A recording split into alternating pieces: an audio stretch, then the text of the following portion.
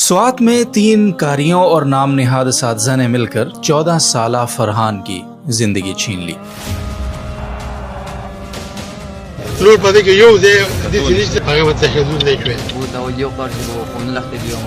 ये जुमला सुनकर ये तो नहीं लगा कि मुझे चुप हो जाना चाहिए, दीन बदनाम होगा या मदारिस पर हर्फ आएगा। बेफिक्र रहिए, ना ही अल्लाह और उसके रसूल सल्लल्लाहु अलैहि वसल्लम का मुबारक दीन इतना कमज़ोर है कि इस जैसे घिनौने जराइम उसे बदनाम कर सकें, और ना ही मदारिस की खिदमात इतनी ओझल हैं कि ये बर्बरियत उन पर गर्द गिरा सके। हाँ, अगर हमने जुल्म को जुल्म नहीं कहा, अपना और अपनों का एहतिसाब नहीं किया, दीनदारी जरूर बदनाम होगी। और आज की ये वीडियो वालिदैन और सरपरस्तों के लिए तो बहुत ही अहम है, इसलिए उनसे गुजारिश है कि वो इसे दिल के कानों से समाअत करेंगे। अस्सलामु अलैकुम, मैं हूं मोहम्मद अब्दुल वदूद और आप देख रहे हैं आपका अपना स्टोरी टाइम।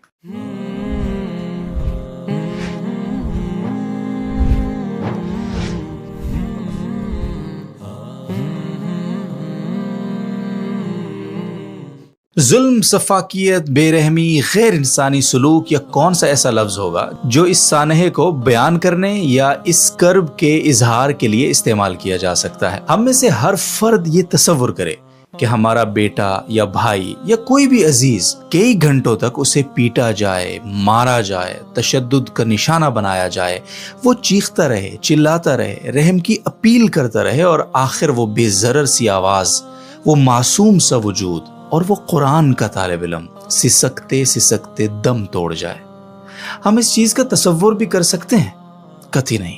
कोई अजीज ही क्या, किसी भी मासूम बच्चे के साथ ये गैर इंसानी रवैया हमारे सामने अपनाया जा रहा हो तो मुमकिन होगा हमारे लिए कि हम खामोश रहें, चुप साधे रहें, जालिम को इस जुल्म से मना ना करें। लेकिन यकीन कीजिए कि स्वात के इलाके खाजखेल चालियार में 14 साला फरहान, हाँ जी सिर्फ 14 साल का फरहान, ऐसे गैर इंसानी तशद्दुद का शिकार हो चुका है जिसे जंजीर, चाबुक और जैतून की छड़ी से पीटा गया। और इतना पीटा गया कि 3 असातिज़ा बारी बारी मारते, एक थक जाता तो दूसरा यही तशद्दुद शुरू कर देता। लगभग 5 घंटे ये वहशियाना तशद्दुद जारी रहा। साथी तलबा के बकौल बच्चा पानी पानी पुकारता रहा, दम तोड़ गया, लेकिन रहम की कोई रमक इन जालिमों में पैदा नहीं हो सकी। वजह क्या थी इस दरिंदगी की? सिर्फ 2 दिन की छुट्टी। हाँ जी, सिर्फ 2 दिन की छुट्टी की सजा कत्ल हो सकती है, सोचिए जरा। और ऐसा वहशियाना कत्ल के रूह तक कांप उठे।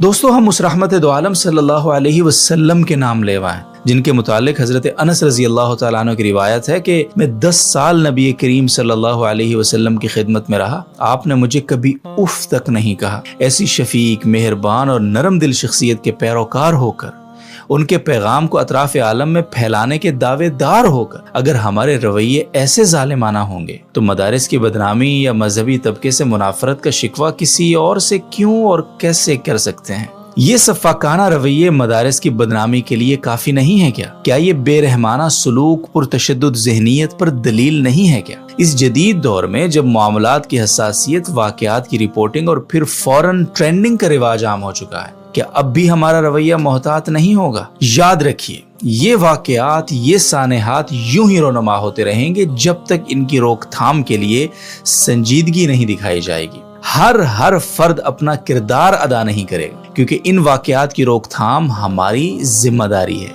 और सिर्फ हमारी जिम्मेदारी है। इसलिए हमारे करने के कामों में पहला काम या पहली जिम्मेदारी इदारों के मुंतजिमीन की है कि वो सबसे पहले असातिज़ा कराम के लिए तरबियती नशिस्तों का एहतमाम करें।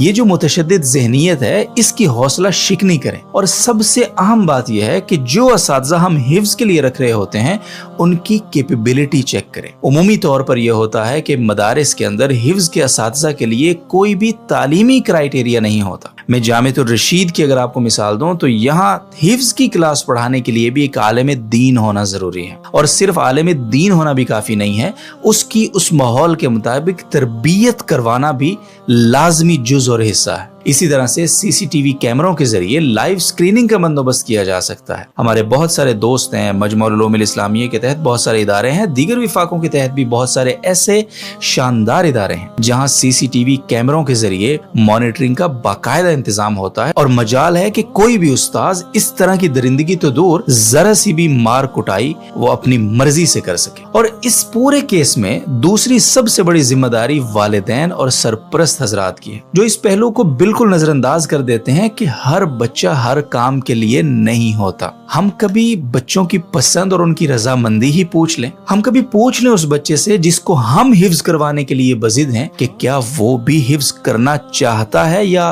कर सकता है। और क्या ये जरूरी है यार कि अगर हमारे खानदान से फलां के बच्चे ने हिफ्ज कर लिया है तो बाकी सब बच्चों ने भी हिफ्ज करना है। शरीय अहकाम पर अमल पैरा रहते हुए कोई और काम नहीं किया जा सकता क्या? खिदमत दीन का कोई और जरिया नहीं हो सकता है क्या? फिर अगर हाफिज बनाना है, जो कि बहुत ही मुबारक बात है, तो क्या बच्चों को एक दफा मदरसे भेज देने के बाद उन्हें बिल्कुल लावारिस छोड़ देना ये दुरुस्त अमल है? अक्सर औकात ऐसा होता है कि वालिदैन हिफ्ज के मदारिस में खास तौर पर अपने बच्चों को एक बार भेज देते हैं तो हफ्ता हफ्ता महीना महीना उनकी कोई खबरगिरी वो मुनासिब ही नहीं समझते, जहां तक के बच्चों की मौत की इत्तला आ जाए। वालिदैन और सरपरस्तों का ये फर्ज बनता है कि वो जब बच्चे को मदरसे में भेजें तो उसके पल पल की खबर रखें, उसके असातिज़ा और उसके मुंतज़िमीन से मुसलसल राब्ता कायम रखें, रिपोर्ट्स देखते रहें, उसकी प्रोग्रेस चेक करते रहें। और इसी तरह से सबसे बुनियादी बात यह है कि अपने बच्चे को हिफ्ज करवाने के लिए या दीनी तालीम के लिए जब भी आप भेजें तो मेयारी इदारे